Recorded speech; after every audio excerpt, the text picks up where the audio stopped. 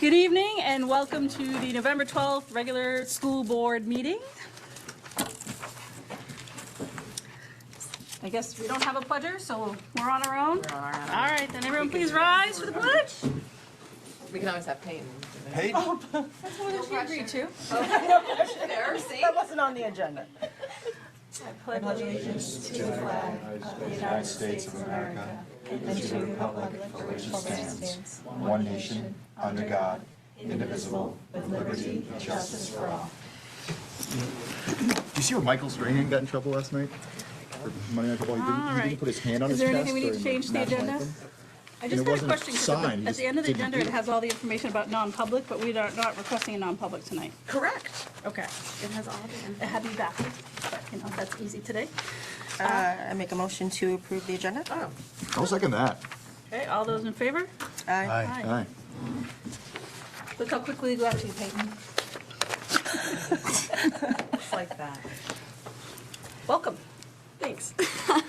So I'm excited, but like I don't really. Do you guys have questions for me or like what? Can you just tell us some current things that are happening at the high school, Yeah. and then we've So- got a lot of questions. I'm currently a junior at Oyster River, and I'm really liking it. I felt really successful the past couple of years, and I've had a lot of positive experiences. Like teacher-wise, I haven't had one bad teacher. Like I've really enjoyed my time, and I think there's a lot of support at Oyster River for like students that need the extra help, or like are looking to like have opportunities. They're really like open and like extended learning opportunities. Like Mr. Baker, like he can back up on that. Like so many people are able to like go and do things that they like, and like this year I've been really excited because I'm participating in the CTE program at Dover. So I'm doing cosmetology over there, and I'm really enjoying it. It's a lot of fun, and I'm just like excited. Like I'm just like really happy, and I feel successful. So it's good. It's great. So I think one thing we usually ask is, how do you think we as a school district, Barrington, prepared you for high school? Did you feel like you were Yeah. prepared when you got there? I feel like the 8th grade team did a really good job of like preparing us for like the workload that would be at Oyster River, or any high school really. Like the workload in 8th grade versus high school, like it wasn't really a jump or anything. Like I felt like ready and prepared. The only thing that I struggled with, like Dover and Co-Brown use Google, but like Oyster River uses Microsoft. So I was like, where do I go from here? Like I don't know how to work this computer. So that was the only thing that I had like a really hard time with. But and I know a lot of freshmen this year too are like, how do I do this? Like I have no idea what I'm doing.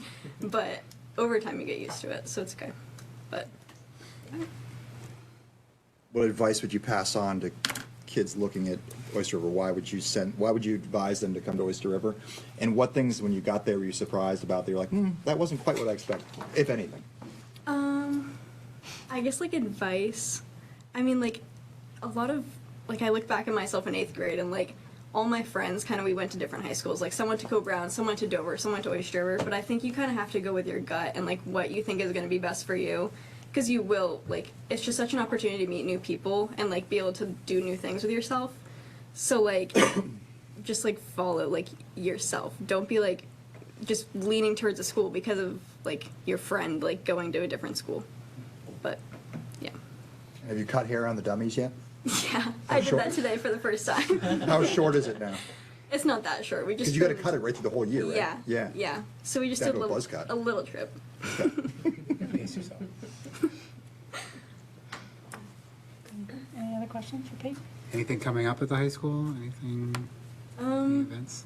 Well, You would know more than I would. There's an astronaut going to be there. Oh yeah, that was yeah, I did hear that. But, like, kind of a break right now. Because, like, fall sports are done. Yeah. So, I don't think there's really All much ended going on. tragically. Oh, Yeah.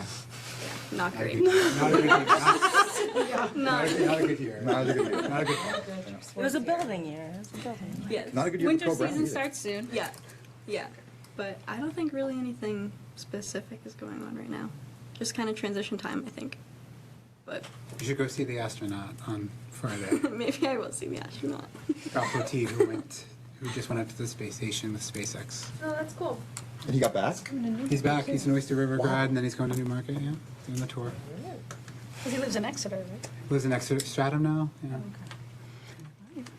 He wasn't one of the ones that got like stuck up there, was he? No, He they're got still, back. they're He got back. they're still still up there. They're still there? The stuck ones are still there until February. Okay, so any other questions for Peyton? What do you think of SpaceX? Oh my God.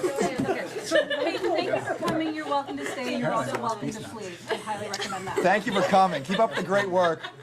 Thank you so much. Sounds like you're doing great. I appreciate it. Thank you. Have a good All right, we're up to public comment. I'm going to turn to folks in person first. If you're online and you have anything you want to share, please raise your hand and we'll acknowledge you. Anyone here? Okay, no one here. I don't see any hands. Do you, Jeff? All right, then. There is another opportunity later in the meeting, so. All right, so proposed cycle for negotiated agreements and contracts. Yes, so we all know that this year there is a lot going on. So not only is that difficult time in organization and work production wise, but it is challenging from a warrant article perspective in the upcoming budget cycle. So with that in mind, I just looked at the upcoming 10 years and laid out a plan for how we could potentially do this a little differently to spread it out. And we also talked briefly about potentially not having the 2 high school contracts be 10 full years as well. So I'll go through the list for people who don't have it in front of them. So currently this year, we are negotiating the educator contract, the transportation contract is due, Dover High School and Oyster River as well. Next year, the paraprofessional contract is due for so we will negotiate that through the 25-26 year. The year after that, there would theoretically be nothing due if we go with this proposed cycle. Given that we tend to do our teacher and paraprofessional contracts on 3-year cycles, in the 2029 year, the 2028 year, the educator contract would be due again, and then subsequently the year following, the paraprofessional contract would be up again. Transportation contract typically is a 5-year contract, so 2030, that one would then be due, and then again, we would rotate through teacher contract, paraprofessional contract, 2033, if we sought an 8-year contract agreement with Oyster River, then we would negotiate that again in 2033, which seems so far away to say that, and then have Dover be a 9-year as opposed to a 10-year contract. And the reason I did Dover at the 9 and Oyster River at the 8, I know it's only a 1-year difference, but Dover has the capability to take 100% of our students, and we have that RSA that demands that we make sure 100% of our students can attend a school. So that extra year just seemed like the best way to do that. So 2034 would be Dover High, and then again, we'd be back to the transportation contract. So just a suggestion on how we can spread those out a bit so we don't have a handful of warrants like we will this year. Are we putting the transportation contract out on a warrant? We are not putting that out on a warrant, but it will go out for RFP soon. But just in looking at committee work and, producing contracts and getting legal input and all the things that are involved in contracts, trying to keep those all separate. Anyone have questions, comments?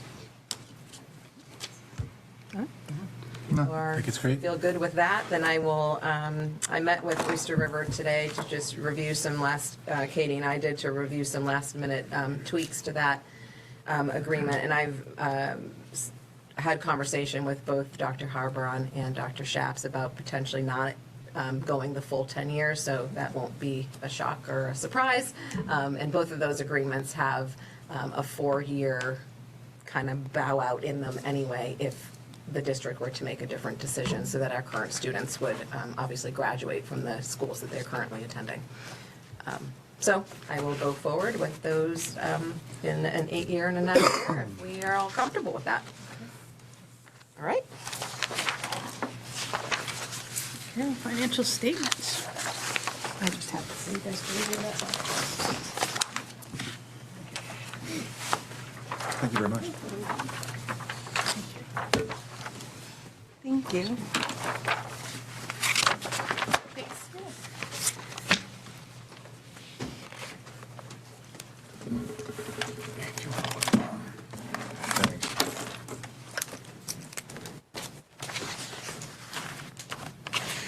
Can we talk with you? You want to talk? Yeah, I knew you were going to say that. Why did I ask? Just reminder, I think you probably all know this, that everything that we has already been encumbered. So I know it's only November, so it looks a little odd when you're looking at the bottom line that it's $243,000 this early in the year on a $30 million budget. You might be thinking, like, how in the world did we already spend all that money? We have not spent all of that money. Everything is encumbered in the appropriate lines, like for supplies and materials and things like that. And the paraprofessionals that are at our high schools, et cetera, tuition agreements for out-of-district kids and all of those other items. So not an atypical number for this time of the year. Vicky's still sleeping at night. I am. If she's sleeping well, we know we're doing okay. When she starts coming in and going, But as a reminder, we did decide to move forward with elevator and generator repairs out of the current operating budget. So that was $105,000, and it's not in here yet, just I wanted you to have that info. Usually we kind of have a running list at the bottom, so we can start that at the bottom. But we obviously also have the facility capital reserve that we can access if we need to. And where were we last year about this time? Less than half of that. Really? Yeah. Yeah. Yeah, last year was really tight. Last year she was worried early. Yeah, we started to hang on to money in lines that, just to ensure that we Yeah. had some move-ins that caused some financial impact, and we were a little more stressed last fall than we are this fall. So we feel we can breathe right now. We feel comfortable right now. That's good. Keep the lights on for another couple months. Yeah, we can keep, heating the rooms and having lights. Nice. Nice work. All right, so window repair timeline? So reviewing the financial statement then brings us back to that conversation. I just wanted to bring that back forward to you all to see if we wanted to get that on the docket for the spring or summer, to get a more definitive when could it be done date from the company. They're not going to be able to get the work done prior to the close of the fiscal year, I wouldn't imagine, because there's a tiny window in June when students are gone and we're talking about ripping the whole face off the side of that building. So we could, however, as we start to get closer, as long as we receive them on site, we can get a lot of the materials and prepay some of that if we are sitting well financially. So my suggestion would be is we just wait till we get closer into the spring till we know more definitively where we stand. But I can have Joe look at the potential timeline for how long it would take to get those materials in. And then it would hopefully be mostly labor that we were dealing with in the next fiscal cycle, or using the capital, facilities capital reserve account. So I would suggest if they start the process of locking in everything they can as soon as possible. Yeah. I mean, this last year we opened the elementary school with a gaping hole in the middle of its entryway, which a gaping hole in the entryway is one thing, a gaping hole in the front of the building would be another altogether. So let's not do that. So I will get a more definitive timeline on that, and then get a separated cost out of any materials that we could get ahead of time that we'd also would have the room to store. Because I would imagine big, huge banks of windows, you're talking some sizable deliveries. Just because it made me think of it, because we're talking about the middle school, can we get the light shut off that's illuminating an empty sign space? It just looks ridiculous. To illuminate nothing. You can't see the sign? Wow. I appreciate that progress is moving forward on the sign project, but it's just, We're lighting up nothing. I mean, we can take turns standing out there with holding a sign. No. I think Vicky wants to be first. As long as she doesn't have to talk. Right. Don't give her a microphone and she's good. Anything else on the window repair? Nope, I'll just keep you updated on timeline of getting materials and then when it can actually get done. Okay, great. It's cute. Go ahead. No, it's a dumb question. What do they do with the old windows? Like, the windows aren't broken, or anything.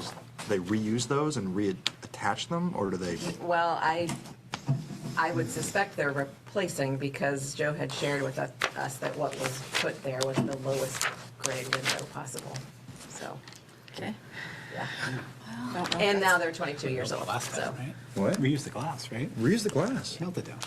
Absolutely. More benefit us, though. I'm sure the company does. All right, all right. All right, well, let's see if there's any way Glass? to repurpose any of it, Yes. but obviously, okay. Only high-end glass for you. All right, so Dan, we're up to select board update. Here we go. Yes, actually, not much to report. Our budget process this year has been a little different. The department heads are all reporting directly to the Advisory Budget Committee.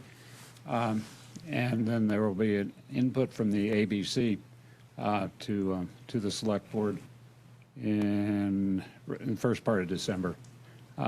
We have a couple of meetings left to go on our budget committee.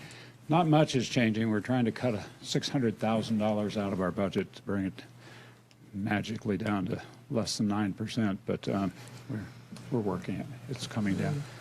Of that 9% increase, about a third of that is the bond payments for the library. So those were identified a long time ago. The operating budget itself is still increasing about 5 to 6%. We're working on that, but we need more cops. We need more firemen. We need more trucks. We need streets clean. We need a lot of things. So it's coming along pretty well. I think we're working out. Other than that, there's not a great deal to report as far as what we're doing. Thank you. Thank you.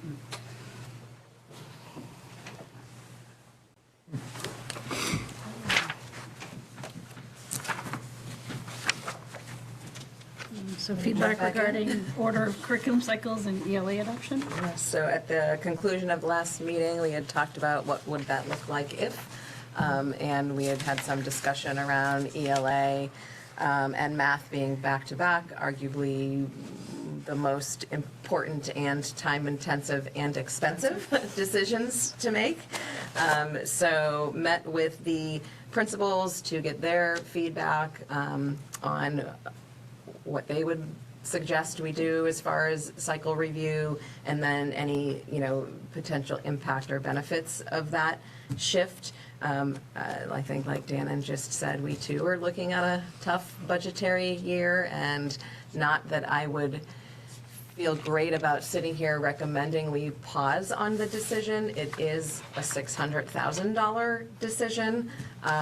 We have quite veteran staff who can make some changes in the interim if we want to slow that process down and have that layer of a more budgetary decision as well.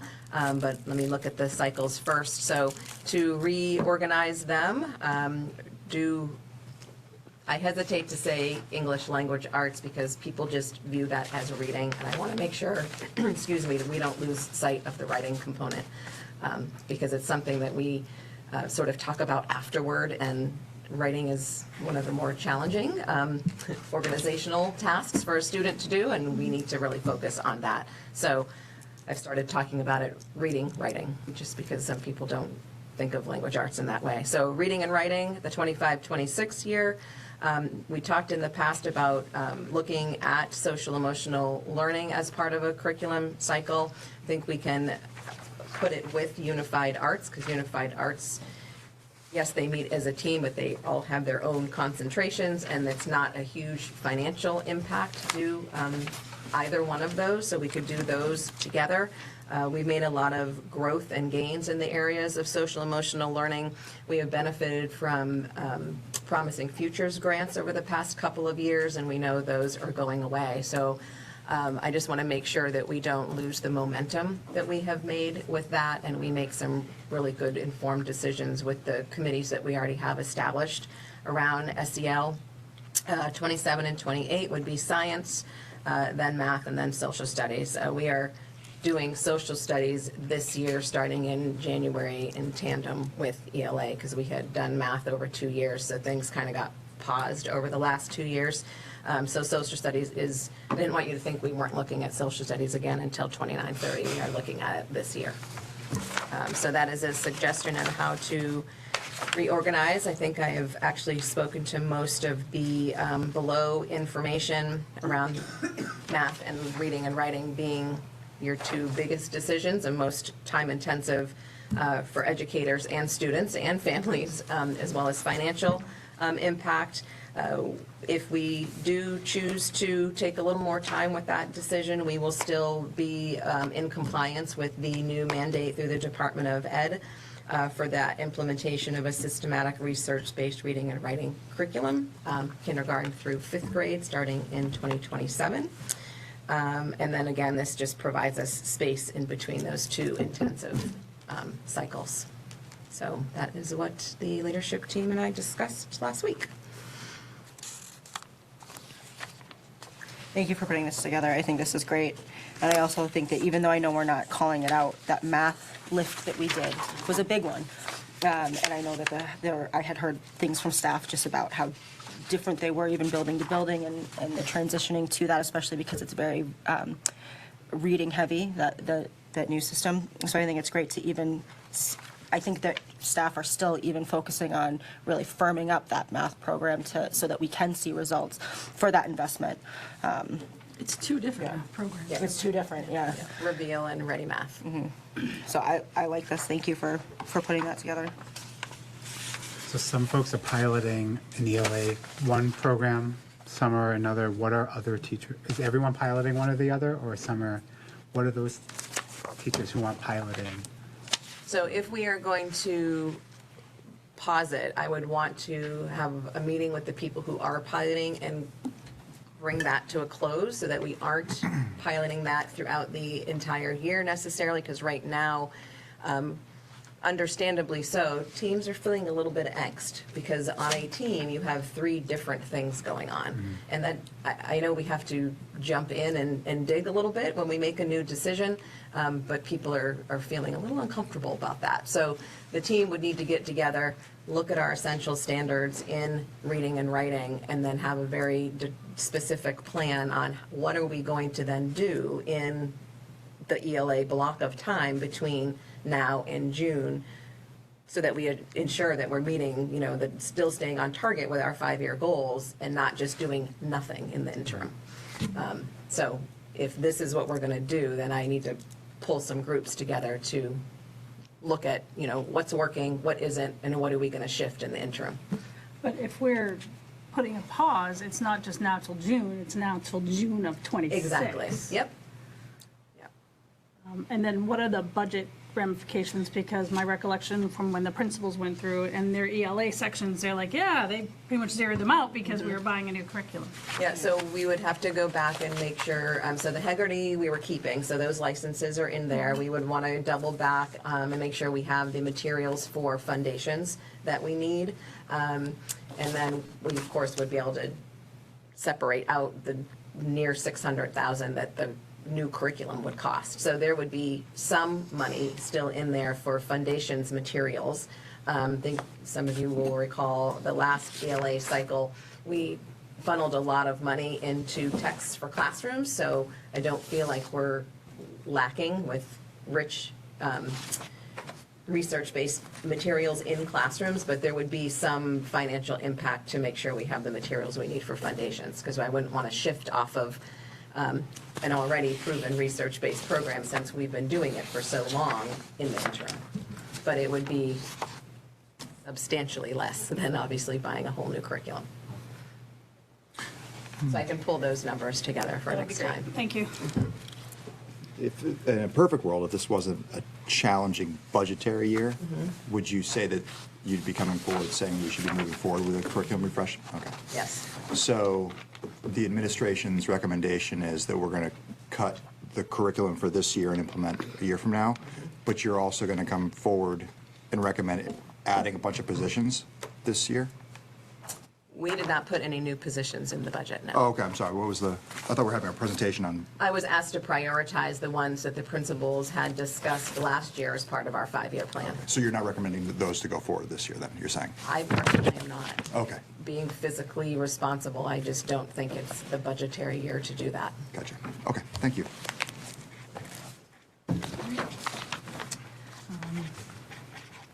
Anything else on the curriculum cycle? No? All right, proposed budget. Bunch of bullet items under there. Yeah, so let's start with We got to the that. discrepancies. Yep. Yeah, so Garth had asked last time for us to look at anything that expended versus proposed and where there was differences there. Significant, and there was some Yep. decent sized ones, I thought. The decent sized ones are in special ed and Katie has, We zeroed all those out, right? no. I What? got updates, don't worry. They're good ones. It's like a silver bullet to budgeting, I thought. And it's not? Oh. No. Is yours copy highlighted? This is the, One that was in the packet. So that's not, It's not highlighted. yeah, you're gonna wanna look at the one that was emailed to you. Yeah, I can't. Oh, And my computer is dead, so. So here, let me give you my copy. I will give you oh, mine. look who, the printouts, telling you. No, we'll go Gotta switch over to Google computers or Well, I something. took a copy of the. They've longer thing, life assuming it batteries, I would think. Be accurate, but it's not. So, like, moving forward, when we have something like that, the copies that are out here for the meeting should be highlighted as well. They're not the ones. No, with the that's what I'm copies. looking at. That's Yeah, not. they're just, So, but they weren't copied in color, is what we're saying. Which normally I'd be in favor of, but. Right. Since we're trying to look at highlighted. Not helpful when we're here. we're not smart enough to do greater than or less than. That's hard. Thank you. Oh, you get one. I'll look at yours. All right, I will share with you. Thank you. Sharing is caring, you know. All right.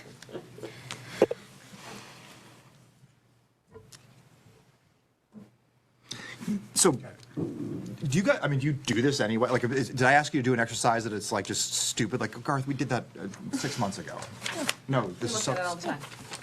You do? Yeah. Oh, okay. Absolutely. All right. And sometimes there's a difference because like last year when we got into the fall and we were nervous. Yeah. We're like, ooh, we're gonna, where we can, because you can't, we have a pretty lean budget. I mean, Yeah. we usually get down to around 1% or so, right, by the end of the year. But we do have conversations at times like, you know, can you make those markers go a little further? Do we really need to spend on the entire supply line? And if we have an unusual situation where there's a move-in of somebody that has intensive needs, we will try to put people off to the best that we can in spending money where we want to say, like, is it absolutely necessary? Thanks. Look at mine, was highlighted. So, since I'm the one that raised the question, I think I'd be satisfied without having to go through every single one of these tonight. Did you find anything that you were like, oh, well, that one we could, Not really. really? No. I mean, I don't have it in front of me now, but I can look on Katie. Let's just go down the highlighted ones. There It's a aren't that many. waste of highlighting then. There's not a ton. So the first one is language arts materials. So that is sort of moot as we're going into next year because we're going to make decisions based on the specific materials that we need for foundations. So what happened there was essentially you put the money in that you think you're going to need to comply with a new law, and we just didn't happen to spend it all that particular year. The next one was for the curriculum cycle. So that's just over $2,000 that was underspent then. Consultants cost a little bit less, or they don't come in for an additional session, or just that little bit of variability there. You know, consultants cost you like $1,500 to $2,500 a day, so one shift in a schedule can cause that couple of $1,000s. And that's under curriculum cycle, it's not under like professional development? When it's pertaining to a particular curriculum for that year, it's under that cycle, like if it's consultants, trainings, things like that. So can I ask Sure. for social studies, which is what we're looking at this year, that we have budgeted 32,000. What is that purchasing this year? I'll have to come back to you with that, because I don't think they're making any changes. Oh, so look at that. Page 2, you found something. Yep. Cool. Okay. Oh, I love that you skip all the pages that nothing's on. Part of that, It was like it went from page 4 to 13. yeah. So it was social studies and the ELA science of reading change was together in that number. So I just can't delineate the two off the top of my head, but I can bring that back to you.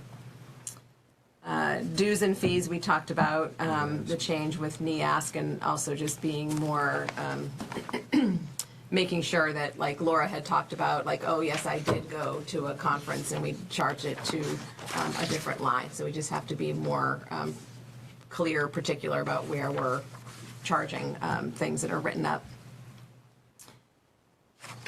And then this is where Katie jumps in. So Tuition Public is our paras for Dover, Co-Brown, and we don't currently have any at Oyster River. I'm anticipating 3 full going to Oyster River next year. You can see what was budgeted versus what was expended is a massive difference.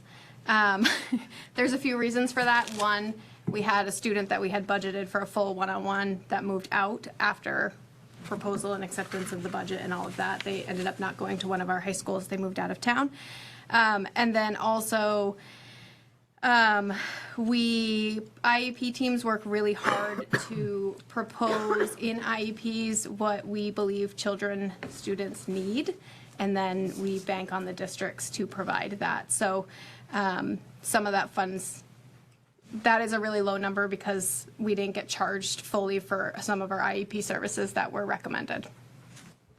So just an additional piece to that, I was able to look at that line again and decrease it to what did I put it at? 450, so it's $120,000 decrease proposed for next year. And that again looks at what our anticipated para supports are at our high schools and what our IEPs are driving. Hopefully that number stays at that, but I was able to cut 120 out of that for next year. Next is all of the out of districts. We had a move-in that moved in from out of state that was already placed at an out of district. We wouldn't bring them in district based on their level of need. So that skewed that line pretty drastically. However, we did not have to dip into our reserve account, which was a bonus. Charter school,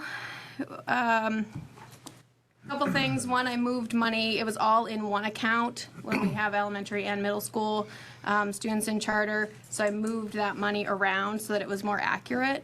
I anticipated our elementary numbers to be what they had been, but we had students that were higher need within the charter school come back to district, and that was unanticipated by me, so we didn't have to expend as much there. I was able to cut for this coming year, anticipating that our numbers stay pretty steady where they're currently at for charter school. Special ed materials, well, it's not a huge difference, it is a difference. We were able to pull, this is where our Spire materials come from. We were able to pull and anticipate using grant funds from the previous year and buy mass amount of materials. But when we budgeted for this, we didn't know we'd have those extra grant monies. So that's why there's that difference in cost there. So we didn't expend as much as we anticipated because we were able to use grant funds. Assistive tech, to be honest, is a complete moving target at this point. Our high schools seem to stay pretty steady because those kids have pretty much stabilized with what they need. But our middle school, elementary, and ECLC is a really big moving target as far as what kids are needing for vision and speech in particular. So we didn't expend as much as I anticipated there. We did cut for this coming year, but not drastically because there are some expected unanticipated potential costs with that. Lastly, for me, the SLC membership. SLC was asking for our enrollment K to 12, and that's how they base their fees, their membership fee. But because we're K to 8, we actually adjusted that number for this upcoming year to be K-8 enrollment instead of K to 12. We don't use them a lot for our high schools, so it was driving our membership fee up versus what we expend, so. So then can I ask, because there's 12,000 budgeted for this year and it says 12,000 for next year as well. So it's opposite Opposite. of what you Sorry. just said. Yep. Yeah, we have always reported K K to to 8, and yeah. now because of remember a few years ago when our IDA grant monies followed the kids to high school, and then there was that whole to-do, and now we finally have it righted, and we get our grant funds for high school, so now because of that, we have to report K to 12, and so because our membership Yes, that's number right. is higher, we have to pay more. So it was lower last year because we only paid on our K to 8 population, and it's a sliding scale based on numbers. And so now we were told, no, you can't do that anymore. We tried. We tried. We submitted it K to 8, and they said, no, you have to go pre-K to 12. And then it's like a 20% increase, And everybody's showing increases. with So- 20%? Yeah, I actually, when Katie and I have some breathing room together, I want to take some time to look at the services we use, what the member rate is versus the non-member rate, and see what our true, if any, cost savings is, because if you're a member district, you sit on their board, and that's been a very big concern of the superintendents on that board for the last few meetings that we've been at. Like, you know, when the member rate and the non-member rate starts to creep on each other, what's your benefit of being a member when you're also paying close to $12,000 to be a part of that group? So I think we should, this is new news to Katie right now. Hi. So I think we should take some time, you know, just like we've done in the past with things like, hey, we're paying for behavioral support services. Whoa, wait a minute, we can get 5 days a week and pay less and have our own employee. I think it's time to look at that number to see if it really is a cost benefit to us. We love them, they're wonderful people, We but need them, but if we're not. Nothing against you, Helen. no. I mean, it's just that we take care, we use our own staff and we take care of our own student needs, and so if we're not having to hire them for enough service to offset the rate of belonging, then that becomes a decision we're gonna have to make. Yeah. So,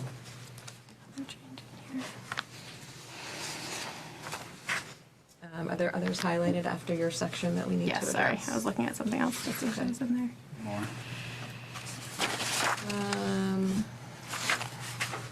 I think it jumps Media. to media books. Yeah. Yeah, page 30. Yep. And media software.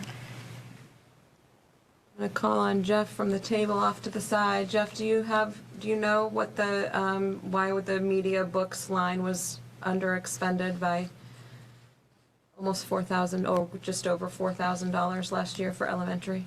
I do not. It's not my line. Okay.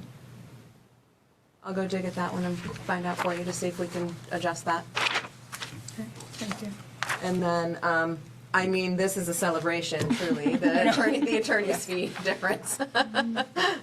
We have historically kept 50,000 there. Some years we use it and some years we don't. And last year we were just under 30,000. So that's exciting, actually, news. I will go back and look at, say, maybe the last 5 years, and if we've consistently been under the 50, we can reduce that.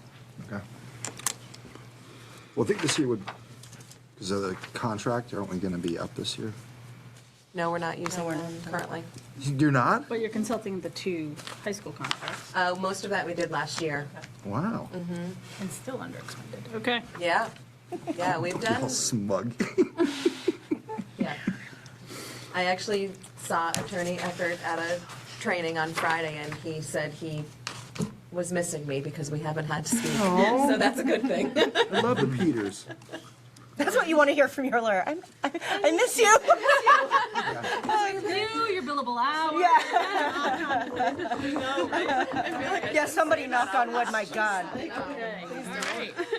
All right. It's circled but not highlighted. The 10,000 for I can, do yeah, the website, $10,000. What's you want me that? to, do you want me to? So that was newly added this year. Carrie will jump in. The other line that was under expended was my travel, which I can look at the history of that because I'm really good at putting in my mileage, and so if it has been consistently under spent, then we can reduce that one as well. So this comes from, I mean, every year I've been on the board, we talk about how we really want to, beyond what we need to be compliant legally, for some of the federal mandates, which we know that Deanna and Jeff have both stated that they're on course to do that within the time frame without a huge budgetary impact. We've stated for a long time that our website really does need an overhaul to be much more user-friendly, but we don't have what larger districts have where they have somebody who is just dedicated to managing the website and managing that kind of work. And it is a lot to try to fit in to any one of our existing staff's schedule. That would be, I'd say it would be Jeff, really. And so this is just a placeholder so that we can get some of that done. We haven't done any research, we haven't gone out and gotten any proposals to see how much money that was. So just based off of industry knowledge from the amount of work that we would probably want to have done, I just took what I'm aware of and threw out a number just to earmark it so that we have it available. I highly doubt we would need that much money to do what we need to. A great example just to put out there so that people can tangibly understand what I mean is making the website be mobile friendly. And know that seems small, but actually when you're designing a website, you actually design a mobile site and also then a landing, like a computer laptop site. It's separate and it is managed separate. Even though the information is the same, that's like the easiest way for me to explain it. So it's a lot of work for us to do and also maintain that compliancy. So it's just a number that I threw out there from industry knowledge, but not anything that I think would be near that, but without hard data and without looking into it formally, I can't get that any closer. It's just a round number. But I do think that it's very important. We just don't have anyone dedicated to do it. So every year, things like that get pushed off to the side, even though we know it's a want. It's the way our website is reflected, the way our district is reflected. A lot of people use the website for basic information, and we know we've needed to make changes to it. So we can certainly get the number closer, but it would need to be an initiative that the school board directs the staff to really put that time into getting that information and getting it tightened up. Because I think with a clear vision and idea of what we're looking for the website to be, in addition with some of the great ideas that we have from like our mission and vision group, and then also the portrait of a learner information, the information for getting the dashboard usable, like all of that stuff, getting all of that in there is just going to take extra work. So, placeholder. So just to be clear, is the administration driving this, or Carrie, is this like a thing that you really want to see going in? It's a thing that I really I've wanted to see us make a commitment to, and make the time for, and ultimately make the budget for a long time. We don't have to do it this year, but I think it's going to, like most things in IT related, Jeff knows I say all the time, it just keeps getting pushed off and pushed off and pushed off. And I hate to see that happen when I don't think our website currently is a reflection of the professionalism that our district has and emulates. Couldn't agree more with that, but not totally, but I mean, so even if we threw $10,000 at it, do we have the staff to be able to do this? I mean, or what? I think the majority of the 10,000 would be hiring You would somebody to do it. outsource it. Would hire somebody to do the website. So we can make some marked gains on our website itself that you access on your computer, but I think the reality is most people, it's the mobile piece. Most people use it on their phone, and it's not mobile friendly right now. So to me, if we were going to look at any piece of it, that would be the piece that I would say we need some, hours of somebody coming in that has that knowledge who can make it mobile friendly. But we are slowly but surely plugging away on the information that is on the current website. And Jeff, if you had time to get your head around, would $10,000 or a consultant would, I don't know, I don't know anything about this stuff, so. So in my experience, I think that is a good target, because basically what we want to do is just restructure the website so that the content and the interactiveness is different from what it is today. Like our website is built around a theme, and it's a theme that was designed back maybe 10 years ago. So like a newer theme, for example, takes advantage of the whole screen. Ours is a very small section of a screen. It is adaptable from a mobile perspective, but not all the content translates correctly. And it's just man hours. I mean, the type of work we're really looking for is just like somebody having the time Yeah, to and we want really to, just the put thing the. we want to do is maintain the consistency. So probably 7 years ago, we went through audit of our websites, which at the time were just basically 4 very different looking websites. So what we did was we went through and created a consistent design. So all the navigation and the color schemes and all of that, we decided on a theme. And we also made it ADA compliant. So compliant to the laws of 7 years ago. It is capable of being compliant to the ones that we're looking at by 2026. And that work could be done by us internally, but a complete redesign, keeping all of the structure and the color schemes and however we decide that an outside company I'm very confident could do for 10K. Yeah, I've seen that. And as Carrie mentioned, most likely less money than that. Yes, yes. And, that was- and again, it's gonna require a website committee to decide what it is that we want out of our website. Today, most of the information on the website is a reference. It's used as a reference, so it's static information. Each school does have an announcements page that changes periodically, but for the most part, it's just a reference. And if we want to keep that, possibly the website, the changes that are required are minimal, basically creating a new theme. But if we want the website to be more of an interactive type tool where multiple people in the schools can input information and have it updated and become a communication tool, that's where this money, more money in hours and resources are going to be required. My understanding was that we got away from having the individual schools because they didn't have time to do it. So now all of a sudden we're going to build a new website and they're going to have time to do it. Again, I'm just saying, the amount of money that you're spending is going to be determined by the functionality of the website. If we want to maintain it as a reference site, Yeah. then it's minimal redesign required. Basically, we give it a new theme, make it so that the full area of the screen is used. I don't know if you've visited some current websites, and they're basically a scrolling picture. There's pictures that scroll, and there's less text. So these are some of the decisions we want to be able to talk about. But on the high end, complete redesign, make it more interactive. That's where your 10K comes into play. Just a basic theme redo, keeping it more of a reference site, you're probably, I'm going to say 3 to 5K.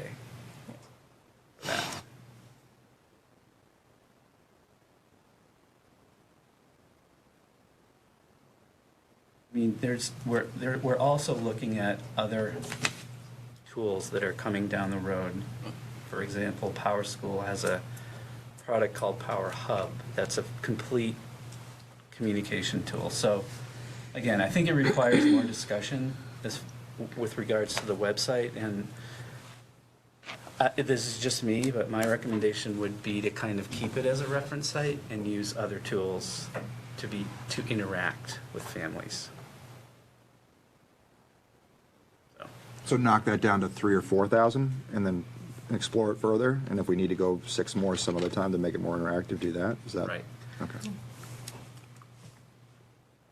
I think what we need to do is, and maybe we can do this through the IT committee, Yeah.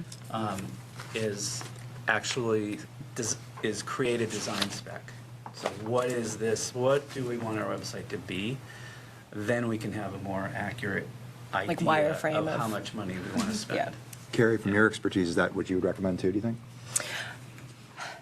I would love for us to make it to be more, maybe not as interactive, because I agree, we don't have people in each building that have the time, or even is in their job description, to be doing anything that is encroaching web design of any kind. So I wish that we could get to that point, but realistically, I don't think our district necessarily needs that, nor is ready for yet another thing that is that much work to maintain on a regular basis. But I do think that there's a wide room for us to make some improvements on that I highly doubt would be within Jeff's limited IT department size timeframe. But because we haven't had it as a district initiative, right? Because we haven't dedicated funds and time to it, we haven't really discussed and wireframed out how do we want this site to look like. And therefore, we don't really necessarily know the costs from it. So it makes me nervous to cut it too much without that knowledge of sitting down as a group and really organizing our thoughts to do it well and what we want. And I'll just add that there are 2 approaches to creating a website. So you can make it more of a reference site, meaning where do I find the calendars? Where do I find basic information? Where am I finding school lunch info? Or you can make it more social interactive, like a social media site like Facebook. The thing to remember about that, if you go in that direction, that requires updated content. Because if you create a site that people are expecting new information, maybe on a daily basis, and it doesn't get updated, it's a waste of money. So in order to update that, you need people adding content. And that's where we kind of fall short, because there's such limited time in all of the schools. You know, who is the person that's going to update all of the content? So, and that's kind of why my recommendation is let's keep it as a static reference site, because that kind of information is typically created at the beginning of the year. It's posted, and then people can go to it to reference it, as opposed to like a newsletter where events continuously get updated. It's not to say that no information gets updated, because in today's configuration, there's an announcements page that's very simple and easy to use, and that typically the school secretaries keep updated. So, not to get too deep into the weeds, Yeah, but we're- I know, we there's could- ways to Would- go would, with um, the website design. I would just, amplify what Carrie said. I think, I would venture to guess that a lot of parents have more interaction with the school's websites than they do with staff at the school, because they're looking to find where their kids are playing, what time they're playing, when there are parent-teacher conferences, is school canceled or not, when's the holiday, when's the first day of school, all that stuff. And while, for the most part, it's functional, right? But no, it's not 2024, right? So maybe it needs a refresh. Use a face. Would you guys feel comfortable saying, like, look, I think we should do the committee first, plan it, and then put it in the budget for next year, whether you need 15,000, 10,000, or 4,000? I don't know, but it seems like we're not quite sure what it is we're doing, but I think it's a priority that we all, I mean, I've said that, that if we get that dashboard working, I'd be thrilled. Does that sound, would that say, Shay, you're prioritizing this? Sure. Or no? Like, yes or no? do you want to? Because it sounded like you guys aren't quite sure with these new tools coming down the line. What?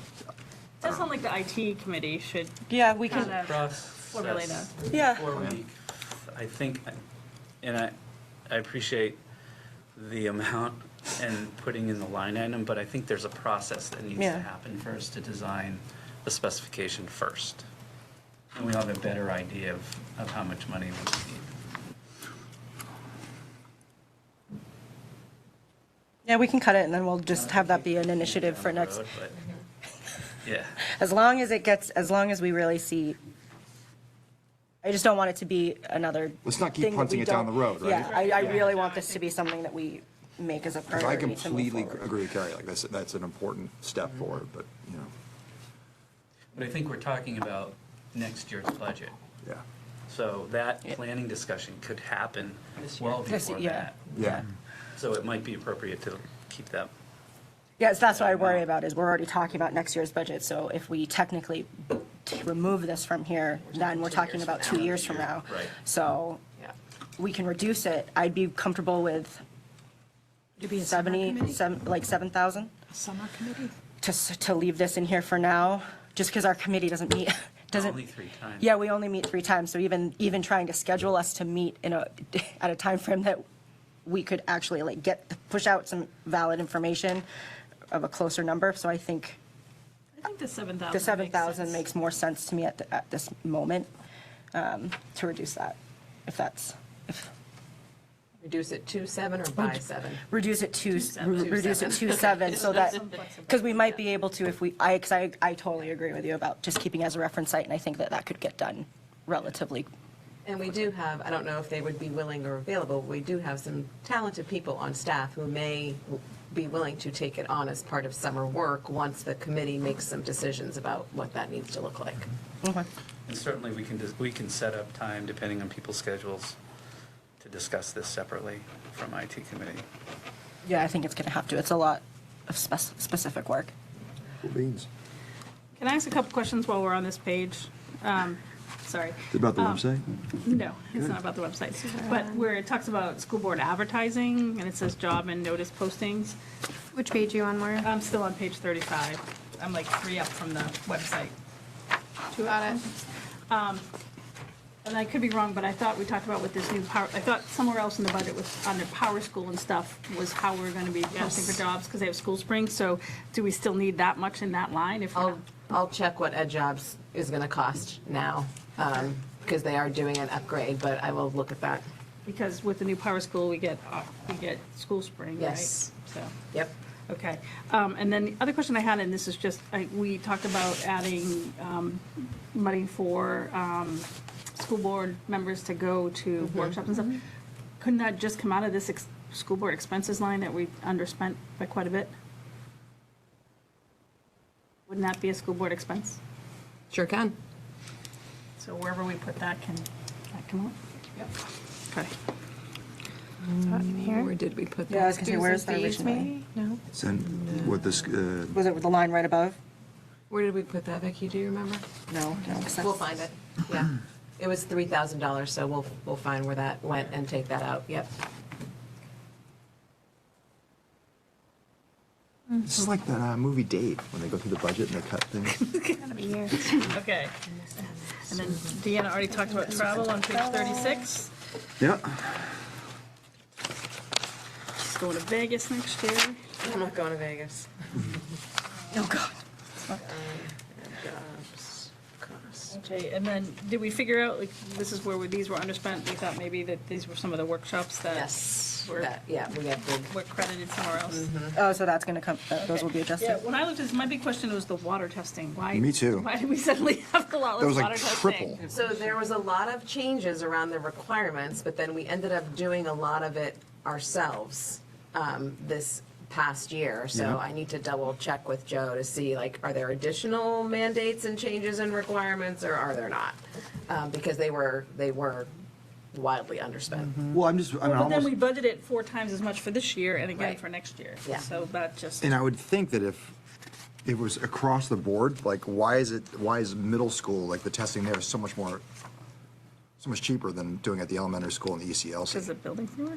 Yeah, it's one of the big changes was you used to be able to just do a sampling, and now you have to do all the faucets. And because of the age of that building, the ECLC tends to at times come back with things that we then have to treat. It hasn't lately, but So the treatment of the water goes underneath the testing? it's testing and treatment. Oh, I didn't see that on the notes on the right. Last year, we had to send out 2 different batches of letters saying, hey, we found this at our location, and then there's a catchment area where you then have to do mailings to certain addresses within a certain radius to let people know, we found this, you may want to have your wells checked as well. Oh, jeez. Yeah. So we had to do 2 of those Won't mailings be last fluoride. year, so I will double check on what's up in the land of water treatment. All right, marching on. And the last one is furniture. We spent most of it. Yeah. But we're budgeting a lot less this year. Yeah, Joe went around and looked and felt like with the changes from COVID to desks to tables to back to this and that he felt like we had an ample supply of chairs, tables, et cetera, that were in good shape, and he didn't feel the need to go through and replace as many as anticipated. All right. Well, thank you for going through that Thank you. exercise. Yep, and I will come back with our remaining questions when we meet again. We have some loose ends to tie up. All right, so prioritization of the new positions. So Rick Walker had asked at the conclusion of the last meeting to prioritize the positions that were discussed in the initial budget presentation, and just to remind folks that that's a 5-year goal lookout, not a like we want all the positions in 1 year situation. So at the top is all of the positions from a district-wide recommendation in priority order. Below is per building. Middle school not seeking additional positions in this budget cycle, but Elizabeth wanted to make sure that we did not lose sight of the fact that for years now, we have been wanting a math coach and/or interventionist. We have several folks addressing reading and no additional staff addressing math needs. So just wanted to make sure I reiterated that. So at the top, it was, you can't draw straws when you make these decisions, and it was tough to try to distinguish between the need for a ECLC behavior coach versus first grade paraprofessionals, because one feeds the next. So the students in kindergarten, that are having that additional para, a regular education classroom para at that level, then come up to first grade. Yes, they've matured and grown to a degree, but they're still 6 and then turning 7 years old. So the team felt very strongly that those 2 needs were pretty equal. And then after that would be ECLC literacy math interventionist, and then the BES STEAM teacher, not because it's not a desire, but because we don't have a space for a STEAM lab. So that's why that went on the bottom of the list. But again, to reiterate, nobody was pushing really hard to say, we absolutely must have X for this upcoming budget cycle. Our enrollment continues to stay pretty stable at this point. And I did add the projected amount per position in there, because I know we had tossed some numbers around last meeting. So we typically look at a mid-step when we're looking at a behavior coach or a para with some college experience, not a degree necessarily, because there's tracks across and that increases the pay. And when we look at a certified teacher, we look at a master's step 10. And of course that varies depending on who actually is in the applicant pool and who you hire, but we've been pretty successful going with those mid-range numbers in our hiring processes. So those are the positions that we've discussed to date and the priority in which people would like to see them. And this was in the board packet that got emailed, right? So Rick got this. Yep. Good, answer these questions. Thank you. You are welcome. What you say, what, I should know this off the top of my head, I just don't have the paper in front of me, the grid. What year are we in the 5-year cycle? So this is planning for year 3 for next year. Next Yeah. year is year 3. Okay. I'm asking because I also don't want, if these are all things that we're saying that first of all, we are saying that we need these now, we have a need, but we recognize that due to the budget cycle the budget that we're in, that we're trying to make some unfortunate, decisions that need to be made, especially because staff are so expensive. So I just don't want there to be any confusion in the public that just because our numbers aren't skyrocketing means that we don't need these positions. So there's that.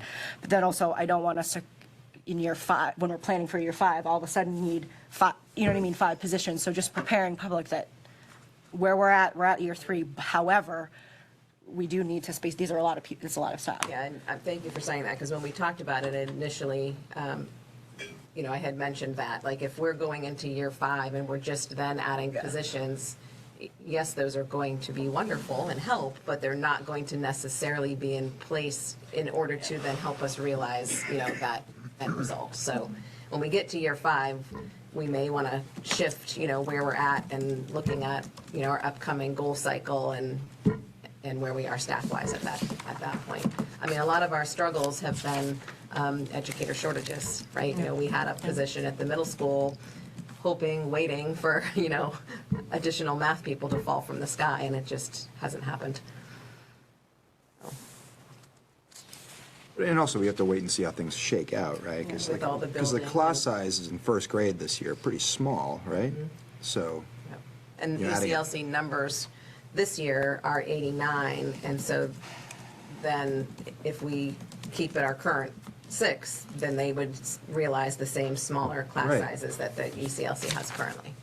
Yeah, we have that one smaller group that's now in 2nd grade, so 2nd grade has 5 teachers, everybody else has 6. yep. So, right now, knock on wood, we're staying fairly stable. And we don't have the variability that we had in years past when we didn't have full-day kindergarten.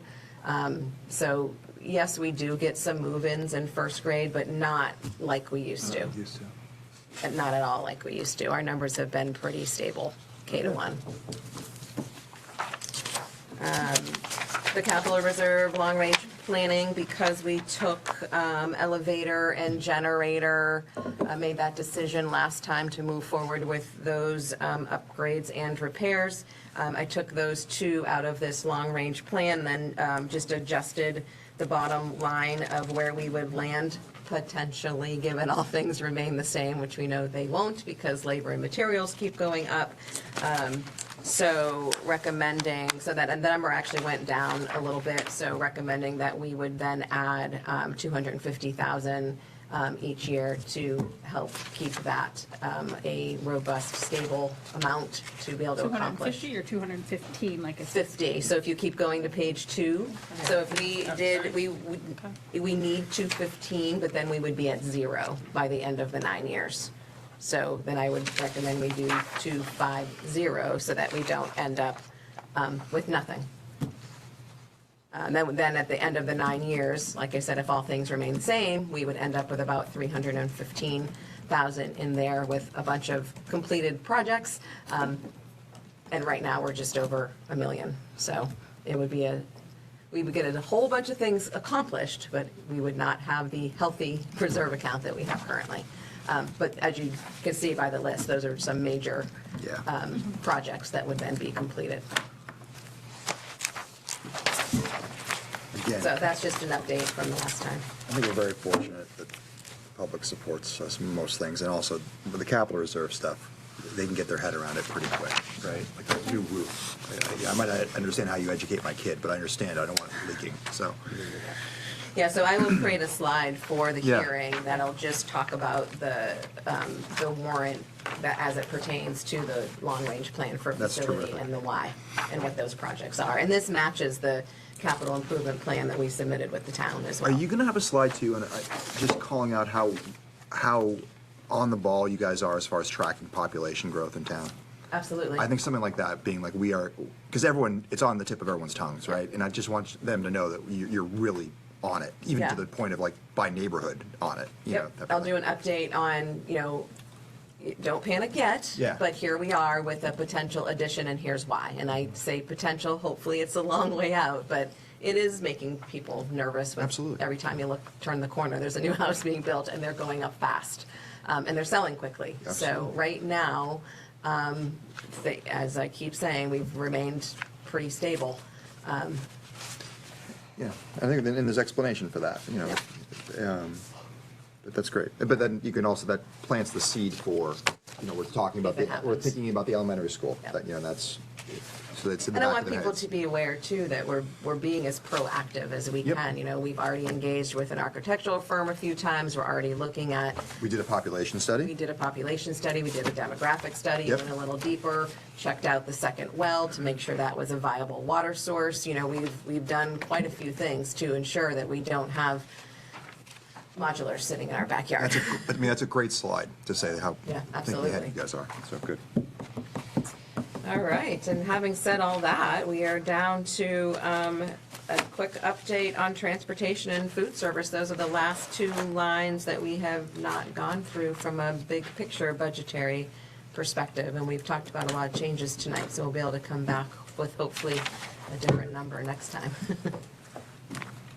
So for transportation, as Deanna spoke about just a few minutes ago, we are ending our 5-year contract and putting out an RFP.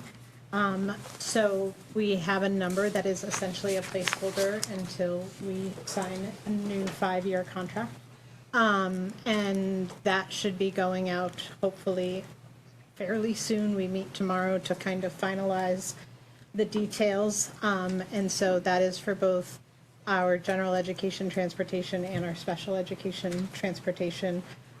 We have reached out to all of the bus companies in the area and asked if they wanted to be on the mailing list to receive the bids. Everybody has agreed. So once we get that finalized, we'll mail them out and offer both the opportunity to bid for special ed separate from general ed, or bid on both together to see if that helps the process a little bit.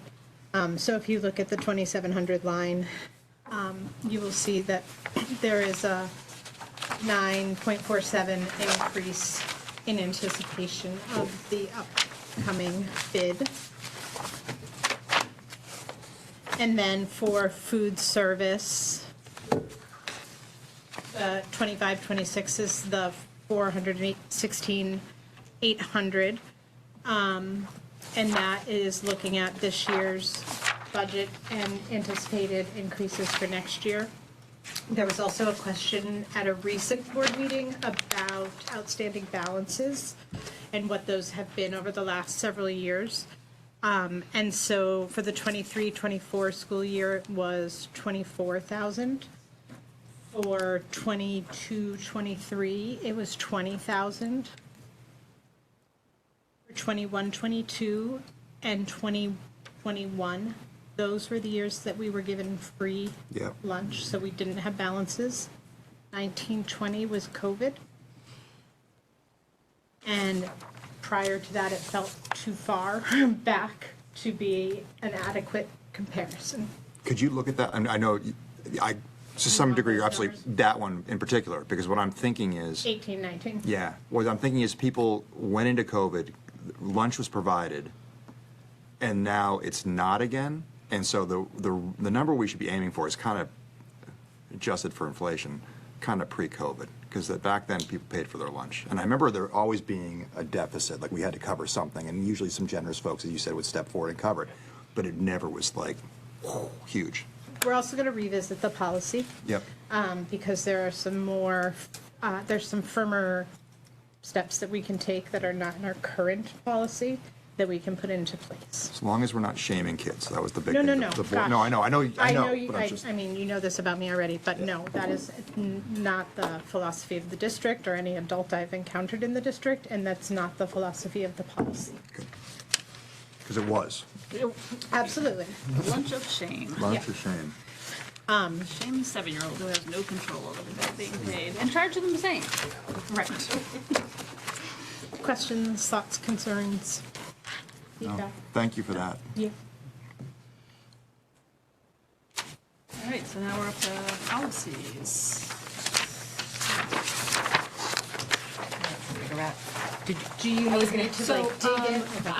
can I just meet with you separately offline about some grammar stuff? Because my teeth were chattering. And so, Yes. but I don't think we need to bore the reading. Absolutely. My teeth were chattering. Well, you know what? I normally read them on my phone, and unfortunately this time I read them on the computer, so I could see absolutely everything well. So, You See bet. everything good. You can hit them with your packet. anyway, okay. You want me to do just quick rundown? Yeah. I haven't done policy with you guys yet. This is like why we're saying. Super quick. So Title I policy KB doesn't have a big change. We're following the guidance from the school board. Help me, Katie. SBA. Why did we get 2 KBs?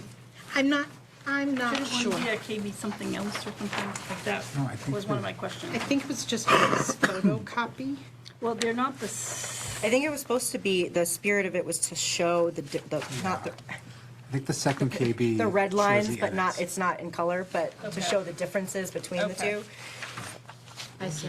I just know that we haven't consistently done it this way in the Yeah, past, so I so think that it just threw, it threw people, but it, Okay. the spirit of it, it was meant to just show the differences. Show the changes, yep. Okay. NHSBA. Yeah, NHSBA. Thank you. So we've updated the policy to reflect NHSBA. And we made an edit because there was a word missing, which is the highlighted and. So all it did was take away the provision about having in addition to the required meeting, they had these additional meetings that they no longer require. So that was the only change to the Title I policy for family engagement. And I just want to say, just so that, for those in the audience that are reading, you want to look at the first version, Yes. first version of each of KB, EAD, EEA, like the first printed version is the one that is being presented for approval. The ones that are immediately following that same alliteration, like call number, is what is showing the differences. So it's And I think that's first being opposite how presented. we typically put Yes. them in the packet. Yes.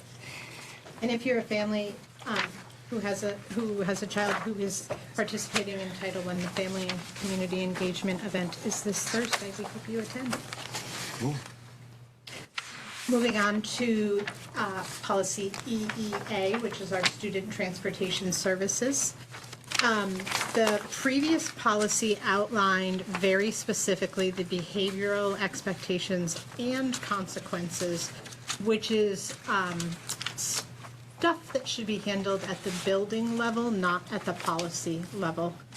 So we, after powwowing and engaging with the principals, we determined that we were going to follow the school board policy and update it so that it reflected what it should, which is the general policy and determination of residency, the establishment and appeal of route schedules and stops, the authorized transportation providers, and general student conduct on buses, which says that we need to have rules, which we do have rules, and that we will communicate them to students, and that we will hold students accountable and give consequences in the event they don't follow the rules. And just so, what seems clearer from the first policy to this one is like the crossed out one. It doesn't say first read on and give a date like it did for EKB. And maybe if that could be consistent, then it would be clear to people that Yep, we aren't first reading this one that we've crossed everything out of.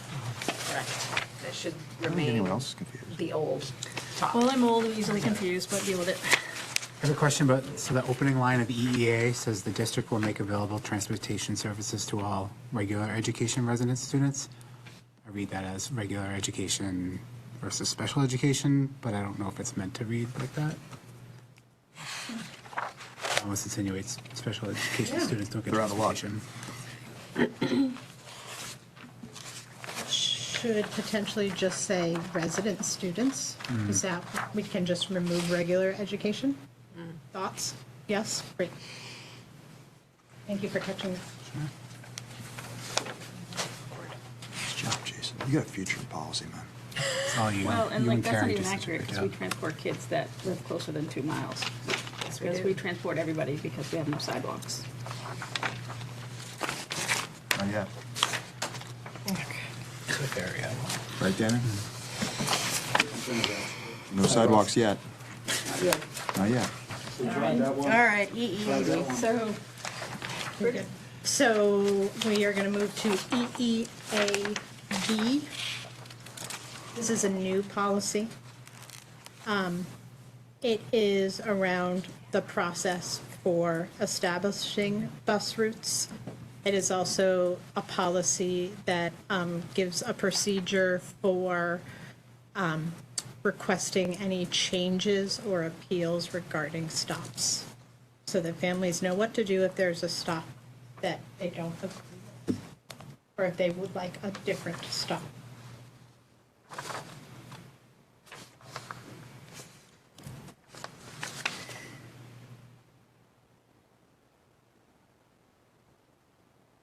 so am I correct in that historically, we as a district have not established the stops? The bus company has established the stops.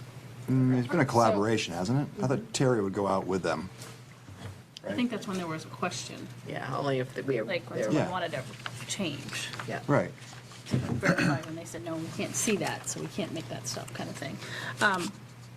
So is that gonna be a change in when we put out in the RFP, that they won't be they won't be doing the stops, they'll be consulting on what our transportation coordinator is? No, our expectation is that the transportation coordinator, we are saying that I recall me as one of my roles as a transportation coordinator, but the expectation is that in the policy, the transportation coordinator is the bus company. Is the person at the bus company. Okay, then I guess this is a little confusing, because it says the transportation coordinator designated by the superintendent, pursuant to da-da, in consultation with the transportation provider. But you're saying the transportation coordinator is someone from the bus company, which is our transportation provider?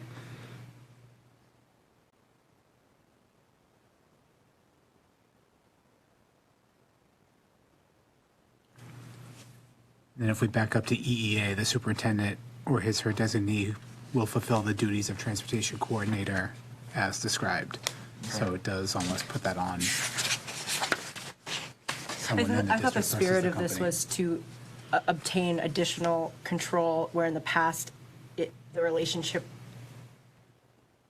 hasn't been clearly defined about who was going to be, quote unquote, in control of, or who is going to be at the table coordinating these routes. And this policy is supposed to outline the fact that it's not just on the bus company, it's going to be in coordination with our specified designee, which is at this moment Bridget, for her title as transportation coordinator. It won't just be up to the bus company, that it's going to be in conjunction with all of us together coordinating it. Because in the past, because we didn't have anything written, it was basically kind of, they told us what was going to happen, and that was what happened. Changes were made without our Yes. knowledge or communication. And then we weren't able to communicate to families either, which has been a sore spot for families in the past. And as I called out in policy committee, it's nice to put this stuff in policy, but there's no reason that a private bus company has to adhere to a policy of the Barrington School Board. Right. Before we bring it to second reading, I'll see if there's a different way Okay. to phrase that opening sentence that makes it a little bit clearer in terms of roles and responsibilities. Yeah, because it says in Yeah. consultation with, but maybe it's in coordination with, or Yeah, something yeah, like yeah. that. Yeah, I see So- exactly what you're saying. And that's all going to be dependent on whoever we choose Right. and our contract with them. They make this their policies. Right. But we're thinking positively. All right. And then just real quick, I'm sorry, just on establishment of bus routes on B, like the process for establishing bus routes, what's the reasoning? I mean, I thought we generally don't put processes into the We policy. want this process in place because this historically hasn't happened.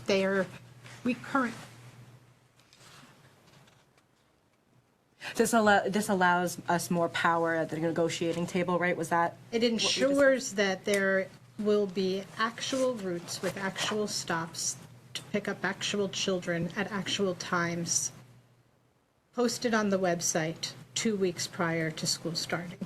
Doesn't Well, ensure in any all of that. fairness, this is our district policy that doesn't really ensure that. Doesn't ensure that at all. I recognize that, but in theory, right, like, that is how most every other district functions in New Hampshire. Remember, it was given supposed our- to give us some power at the table. We weren't Yeah. sure if it was It going to work also or not, was, but part of it was why we're something. doing transportation policies right now is because it allowed me to write the RFP Okay. with policy, strong policies already in place, as opposed to sort of really confusing mishmash policies. And so I could state from the, right out the gate, here are the expectations of the Barrington School District as part of our RFP. And in conjunction with that, every RFP I utilized and referenced has these expectations in them. So this isn't a rarity. And I recognize it's not a perfect world, and we certainly will. And just for added, I know. But I'm so sorry. Oh, no, go ahead. No, We are a district that is working to have high expectations of our staff and our SAU administration and our community. And I think it is reasonable for us to have high expectations of our transportation provider as well. And we're going to go in with positive intentions and.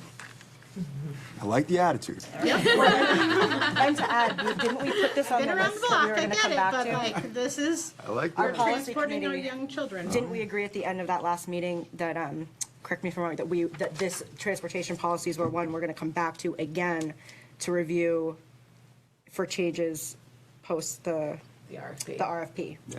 We did state that. All right. Okay. I know, but we gotta. And then EEAE, school bus safety. This was also updated to reflect the school board association policy, and ensure that we're just in line with laws and legal, Excellent. Okay. okay? All right. And then Positive thinking. And then EBBC /JLCE. Emergency. Sorry, I was talking, sorry, I was reading through it to see what I Oh, was so talking we about. can use Narcan. Narcan. Narcan, sorry. I was reading the CPR part because I have a nurse that was asking me about CPR and sporting events today, so I was reading that part while I was listening. So this is just to bring forward our school nurses. Narcan is available for school nurses to have in each building, free of charge to districts. And while we are less concerned about students having access or needing this level of support, you just never know what's going to walk into our buildings or onto our school grounds. And our nurses feel pretty strongly that they are trained properly in order to administer this in the event we would need it for an adult, hopefully never a student, that could be on our school grounds. So we historically have not had this portion in our policy for emergency care and first aid. Most all surrounding districts do have it and do have Narcan on hand within their buildings. So this is really just to bring us up to speed to make sure that if we're going to have it in our buildings, we have a policy to support it as well. Who's going to be trained again? Is it just the nurses? The RNs. Yeah. Are they the only ones allowed to be trained to use it? As of right now that I'm aware of, yes. But there's no nurses are on stay at the schools after, like for Like sporting athletic events. Yeah. Not currently, no. Okay. Or at like Nope. the school play. Right, We have right. Large crowds. That's what I'm thinking of. It's like we get a lot of. Yeah, so we have I don't have the potential. RNs have the potential to train a designee staff member. So just think historically, that it'd be way. like Bob Benincasa at a Yeah. sporting event, because we don't have athletic trainers, right? Or someone Mattson, who's overseeing a band concert, or, somebody who's, just examples. Just keep going. Somebody who's present, a principal, right, principal designee within buildings that may be at those events. Yeah. It may be important to train them. That would be, I think, Initially, it's RNs, You think but about yeah. the you're getting folks from every walk of life. Correct. From multiple communities. And family in our members and all buildings. sorts of Right. stuff, yeah. Yep, that's a good point. We certainly can make sure that happens. Even taught it. I think it's also important to add that if Narcan's in our building and, God forbid something happens, it doesn't do anything to you unless you have to reverse an opioid effect. So that, it's not like a controlled substance within It's our not like buildings. an EpiPen. Correct. It's a problem if you get it. Or insulin, anything like that. It is solely for reversing opioid use. All right. All right. Any other questions on policies? So do I make a motion to accept the first read? With edits. With edits, KB, EEA, EEAB, EEAE, EBBS/JLCE. That's it. For Second. first read, yeah. Any discussion? More discussion? Okay, all those in favor? Aye. All right. All right, so we're back up to our second opportunity for public comment. I will again turn to the public that's here present, and then if there's anyone online that has anything they want to add. Going once, going twice. All right. Anyone online? Do you see anything? I just see you. Okay. I was gonna say, Jeff. All right then, seeing none, I will entertain a motion to adjourn. So moved. Second, Jason let me seconded it. do something. All those in favor? Aye. Thank